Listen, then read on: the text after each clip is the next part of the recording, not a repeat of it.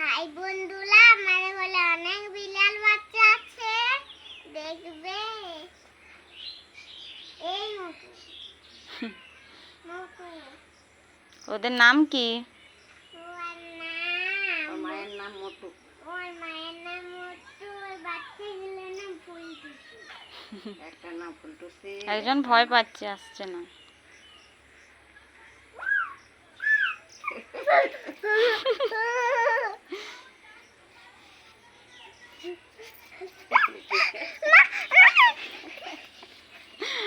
যে ভয় গো। ফুলটুসি, দেখি দেখি দেখি।